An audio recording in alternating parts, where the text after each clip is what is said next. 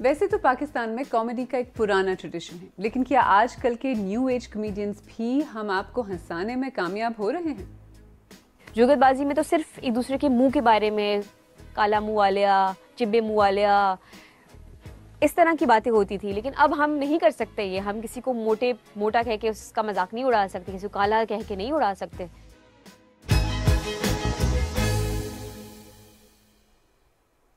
मेरा नाम आलिया नाज़की है और आप सरबीन देख रहे हैं, वो प्रोग्राम जिसमें हम उन कहानियों को समझने की कोशिश करते हैं जो आपके लिए अहम है।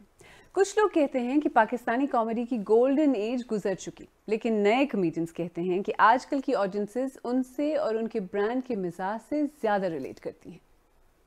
आई थिंक काफ़ी ज़्यादा रिलेट करते हैं, क्योंकि जैसे मैं अभी मेरी रिसेंटली शादी हुई है और एक कोविड वेडिंग हुई, तो मैंने कोविड वेडिंग के बारे में एक स्टैंड अप रूटीन बनाई। तो काफ़ी लोग उस बात को रिलेट कर सकते थे, क्योंकि मैंने बताया कि हमारे यहाँ किसी ने कंप्लेन नहीं की, क्योंकि बोटियाँ बहुत ज़्यादा थी, लोग 14 थे। हर कोई इस बात से रिलेट करता है, क्योंकि हर किसी की शादी में बोटियाँ कम हो जाए तो ख़ानदान नाराज़ हो जाता है। तो इसी तरह की छोटी बहुत बातें हैं जो आप कॉमेडी करते हैं, तो स्टोरी भले आपकी हो, लेकिन आप एक जुमला भी बोल दें तो लोग उससे रिलेट कर पाते हैं। लेकिन कुछ कॉमेडियंस का ख्याल है कि डिजिटल प्लेटफॉर्म्स की वजह से कॉमेडी का मेयार मुतासिर हुआ है। Thank you so very much, Jonathan. हम सिर्फ एक सूरत ही सुधर सकते हैं जी, जब हम रोबोटिक विजन रखें अपना। और ये ईरा वैसे ही एक रोबोटिक ईरा शुरू हो गया है। हम सबको चाहिए कि बड़े हो गए रोबोट बने। ये डिजिटल मीडियम जितने आसानियाँ इसने पैदा की हैं, उसके साथ साथ एक बहुत बड़ा सवाल भी है। इसमें आप अकेले बैठे हैं कमरे के अंदर, आपने एक चीज़ सोची, और या किसी सेट पे या स्टूडियो में किसी सेटअप में आपको कोई सेंसर या एडिट करने वाला नहीं है, तो आपने कुछ ऐसी बातें भी कर दी जो शायद नहीं होनी चाहिए थी। इसमें ये हुआ है कि यहाँ आके लोगों ने खुलेआम जो जिसका दिल चाहे, हम जैसे लोगों ने जो बोलना है, कोई रोकने वाला नहीं। तो उससे ये हुआ कि जो आपके कंटेंट का म्यार है ना, वो मुझे लगता है कि नीचे आ गया थोड़ा सा, क्योंकि प्रोडक्शन वैल्यू तो आप पहले ही खो दिए थे आपने, क्योंकि आप कहीं भी बैठ के उसको रिकॉर्ड कर रहे थे, स्टूडियो का एनवायरनमेंट नहीं था। तो वो प्रोडक्शन वैल्यू के साथ साथ आपने कंटेंट की वैल्यू भी, क्योंकि every day you have to do something, और उस एवरी डे की वजह से मुझे लगता है कि डिजिटल के आने से तो कंटेंट का म्यार बढ़ा नहीं, वो नीचे गया। ये मेरी ज़ाती राय, गलत भी हो सकती है। वैसे अगर हम माजी के कॉमेडियंस की बात करें तो इनसे तो आप वाकिफ होंगे ही। उल्लुल हेलो, चुड़ैल नहीं तू डैन है, मेरी प्यारी भैन है, शोनियाँ शादियाँ पालियाँ। जी याद आ गया, मेरा नाम हामून जादूगर है, कोई पतलून जादूगर नहीं है। तो क्या कॉमेडी अब भी इतनी ही मकबूल है जितनी पहले थी? कॉमेडियन देखने वालों की कमी नहीं आई है। फ़र्क सिर्फ इतना हुआ है कि स्टेज पे जो कॉमेडी होती थी और जो कॉमेडियन हजरात कॉमेडी करते थे, वो तमाम लोग चैनल्स पे शिफ्ट हो गए हैं। आप देखिए कि तमाम चैनल्स पे जो हिट प्रोग्राम है, वो कोई भी जो है कॉमेडी के बगैर नहीं है। लेकिन कॉमेडी देखने वालों की कमी नहीं है। जितने डिप्रेस्ड हम लोग हैं, जो महंगाई की सूरत हाल है, जितने मसाइल हैं, उसके लिए हमें हंसना ज़रूरी है। लेकिन अब ये है कि घर बैठे हम वो प्रोग्राम देख लेते हैं जिसमें ये तमाम कॉमेडियन मौजूद हैं। तो लेकिन आजकल लोग प्रेफर क्या करते हैं, किस तरह की कॉमेडी पसंद करते हैं? Usually I watch comedy on YouTube, क्योंकि आजकल की जनरेशन के लिहाज से ज़्यादातर जो यूट्यूब के ऊपर हमारे पास कॉमेडी आ रही है, वो हम इस जनरेशन के लिहाज से रिलेट कर पाते हैं। एज़ कम्पेयर टू अगर हम देखें कि जो टीवी वगैरह पे आ रहे होते हैं, वो रिलेटेबल नहीं कर पा रहे होते हैं हम। सबसे बड़ा फ़र्क तो ये होता है कि मतलब स्क्रिप्टेड तो दोनों होते हैं, लेकिन टेलीविज़न पे और उस पर ना थोड़ा मोराल का ध्यान रखा जाता है। अगर हम टेलीविज़न की बात करें तो हम कॉमेडी एक टाइम पे देख सकते हैं, लाइक जैसे 6 बजे आया एक शो आया, या 7 बजे आया, 8 बजे आया। लेकिन अगर हम बात करते हैं सोशल मीडिया की, तो उसमें यह है कि जब दिल करें, हमारा देखने का मूड हो, हम यूट्यूब खोल लें और सर्च कर लें, और हमारे पास एक नहीं उनकी पता नहीं कितनी वीडियोस आ जाती हैं। टीवी पे भी जब आता था तो उसमें एक एथिकल लाइन, में यही कहूँगी एथिकल लाइन होती थी। वो बड़े अच्छे तरीके से सोसाइटी के इश्यूज़ को भी पोर्ट्रे करते थे, और कॉमेडी का उनका कॉमेडी में भी उनकी एथिकल होती थी। पहले हमारे टेलीविज़न पे भी ऐसी बात नहीं है कि कॉमेडी अच्छी नहीं होती थी। पहले टेलीविज़न पे भी स्टेज शो बहुत ज़्यादा जो है वो लोग प्रेफर करते थे, लोग जाके देखते थे स्टेज शोज़, और वो बहुत अच्छे होते थे। इवन के जो है पूरे थिएटर्स हमारे फुल होते थे। बट नाउ उसका जो है वो लोगों का रुझान उस तरफ बहुत कम हो गया है।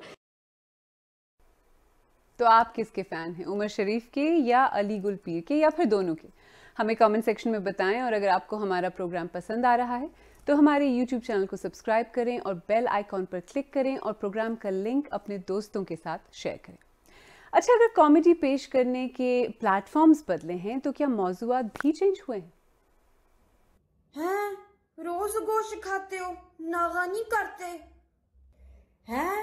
रोज पोछे के लिए नया पानी इस्तेमाल करते हो हैं?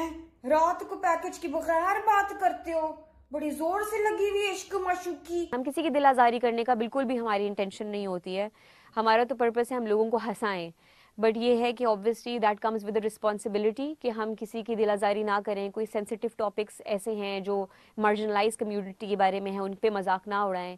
जैसे अब हमें ये अवेयरनेस आ गई है कि हमने ट्रांसजेंडर्स का मजाक नहीं उड़ाना, लेकिन पहले ज़माने में आपने देखें जो हमारे थिएटर प्लेज होते थे जिसमें क्या है फैसलाबाद का जुगतबाजी में तो सिर्फ एक दूसरे के मुंह के बारे में, काला मुंह वालिया, चिब्बे मुंह वालिया, इस तरह की बातें होती थी। लेकिन अब हम नहीं कर सकते ये, हम किसी को मोटा कह के उसका मजाक नहीं उड़ा सकते, किसी को काला कह के नहीं उड़ा सकते।